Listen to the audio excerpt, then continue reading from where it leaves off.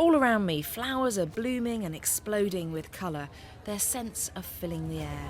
It's a beautiful sunny day here and hundreds of people have come to enjoy the sights of this flower show. But not everyone is going to experience them in exactly the same way. So I've come to meet James. For him, things are not as straightforward as you might expect. So James, what actually is synesthesia? Why are these senses crossing over for people? Synesthesia is probably best described as a joining of the senses. As adults, most people, the majority of people, the senses operate independently of one another. But with a synesthete, you get two senses that are joined together. So some people, they can taste sound. Other people can see colours when they hear a sound. They can see wild shapes dancing around in front of their face. So you have synesthesia yourself. What form does yours take? What I've got is I've got sound to taste and also vision to taste as well. So when I see certain colours, I also get a very strong taste. And so it's almost as if you have got that actual food in your mouth. You're not just associating it with it. No, it's a real mouthfeel.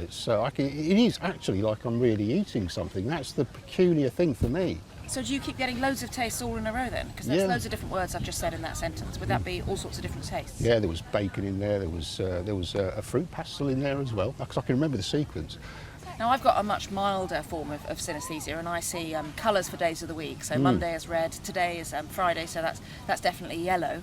So I just assumed everybody did because it's just the way the world is for me. Is that how it is for you? It's just how it is. Exactly. Yeah. It's so natural. It's as natural as breathing. Synesthesia can come in many different forms. Sounds might be colourful, or tastes can even have shapes. Now this may sound a bit odd, but in this tent here, anyone can get a sense of what it's like for themselves. This is a special garden designed by Sarah Wilson, who experienced synesthesia as a child. So what is going on inside this tent? I'm not used to seeing a garden inside a tent.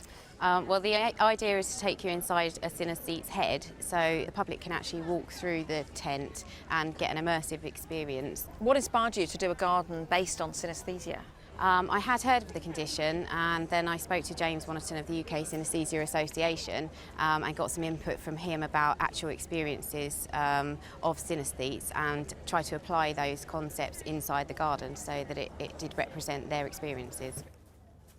Along with other features, Sarah has used mirrors to scatter light to represent brain cells firing, and words projected onto the walls are associated with different colours.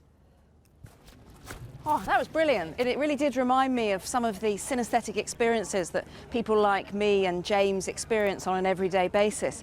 But it gives everyone the perfect opportunity to try out for themselves this crossing over of the senses.